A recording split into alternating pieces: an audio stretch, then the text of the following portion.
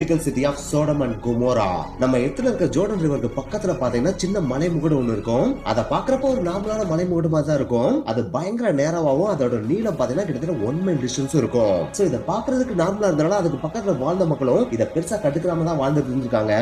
Until இந்த மலைமுகடுக்கு மேலே ஏறி பாக்குற வரைக்கும். ஏன்னா அந்த மலைமுகடுக்கு மேல பாத்தீங்கன்னா மனிதர்கள் வாழ்ந்ததுக்கான சில தடயங்கள் இருந்திருக்கு. அதை பார்த்தோன்னே பயங்கரமா ஷாக் ஆயிட்டு ஆர்கியாலஜிஸ்ட கூப்பிட்டு இருந்திருக்காங்க. அவங்களும் வேகமா வந்து அகழ்வாராய்ச்சி பண்ண ஆரம்பிச்சிருக்காங்க.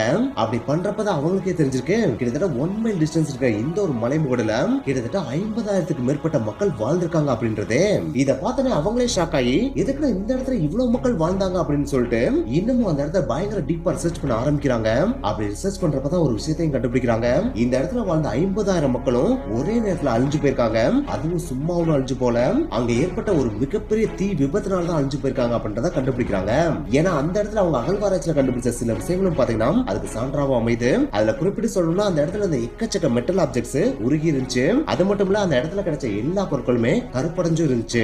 சோ அதை பார்த்தோன்னே மேபி இங்க காட்டுத்தீ ஏற்பட்டிருந்திருக்கலாம், அதனாலதான் இங்க இருந்த மக்கள் எல்லாம் அழிஞ்சு போயிருக்கலாம் அப்படின்னு தான் நினைச்சிட்டு இருந்தாங்க. அன்டில் அவங்க லேயரா அகழ்வாராய்ச்சி பண்றப்ப ஒரு விஷயத்தை பாக்குற வரைக்கும். எஸ், அகழ்வாராய்ச்சியில என்ன பண்ணுவாங்க, மண்ணை தோண்டுவாங்க. அப்படி தோன்றப்ப ஒவ்வொரு லேயர் வர ஒவ்வொரு நம்பரா போட்டுட்டு வருவாங்க இல்லையா. அப்படி போட்டதுல ஒரு லேயர்ல பாத்தீங்கன்னா ஸ்ட்ரேஞ்சான ஆப்ஜெக்ட் இருக்கதை நோட் பண்றாங்க. அந்த எலமெண்ட்ஸ் எல்லாம் பாக்குறப்ப எத்துல இருக்க எலமெண்ட்ஸ் மாதிரியே தெரியல, ரொம்ப ரேரான எலமெண்ட்ஸ் மாதிரி தெரியுது. இன்னும் கொஞ்சம் குறிப்பிட்டு சொல்லணும்னா அது பூமியோட எலமெண்ட்ஸே கிடையாது, வானத்துல இருந்து வந்து ஆஸ்ட்ராய்டோட எலமெண்ட்ஸ் அப்படின்றதையும் கண்டுபிடிக்கிறாங்க.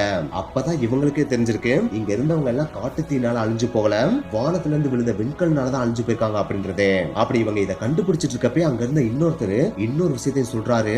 அதை கேட்டோடனே அங்க இருந்து எல்லாருமே பயங்கரமா ஷாக் ஆயிடுறாங்க. அதுதான் biblical city of Sodom and Gomorrah. Yes, பைபிள்ல பாத்தீங்கன்னா அக்கிரமம் நிறைஞ்சு காணப்பட்ட சோடம் அண்ட் கொமோரா சிட்டிய கடவுள் நெருப்பு மலையை வச்சு அழிச்சதா எழுதப்பட்டிருக்கும். அது மட்டும் கிடையாது, இந்த சோடம் அண்ட் கொமோரா சிட்டி எந்த இடத்துல இருக்கு அப்படின்றதும் பைபிள்ல கிளியர் கட்டா மென்ஷன் பண்ணப்பட்டிருக்கும். அந்த ஒரு ஜியாலஜிக்கல் ரெஃபரன்ஸ் அப்படியே மேட்ச் பண்ணி பார்த்தா இவங்க கண்டுபிடிச்சாங்க பாத்தியா இந்த இடம், இதோட அப்படியே மேட்ச் ஆகுது. இத பாக்குறப்பதான் அவங்களுக்கு ஒரு பயங்கரமான ஷாக்கிங் கிரியேட் ஆச்சு. அப்ப பைபிள்ல எழுதப்பட்டது உண்மைதானோ அப்படின்னு சொல்லிட்டு அவங்களே பதட்டம் அடைய வச்சுச்சு. ஏன்னா இந்த சிட்டி அழிஞ்சது பாத்தீங்கன்னா ஆஸ்ட்ராய்டால தான் அழிஞ்சிருக்கு. அந்த ஆஸ்ட்ராய்டு எங்க இருந்து வரும், வானத்துல இருந்து தானே வரும். பைபிள்லயும் கடவுள் எந்த மாதிரி அழிச்சதா மென்ஷன் பண்ணிருக்காங்க, நெருப்பு மலையை வச்சு அழிச்சதான மென்ஷன் பண்ணிருக்காங்க. சோ அந்த ஒரு நெருப்பு மலை தான் இந்த ஒரு ஆஸ்ட்ராய்டா இருக்குன்னு அவங்க புரிஞ்சுக்கிறாங்க. சோ இதனாலேயே இந்த உலகத்துல சயின்டிபிக்கலாவும் ரிலிஜியஸாவும் ப்ரூவ் பண்ணப்பட்ட சில விஷயங்கள்ல இது ஒரு முக்கியமான விஷயமாவே கருதப்படுது. அந்த முக்கியமான விஷயத்தை சொல்ல மாட்டோம் பாத்தீங்களா, இந்த இடத்துக்கு ஆர்கியாலஜிஸ்ட் வச்ச பேரு டால் எல்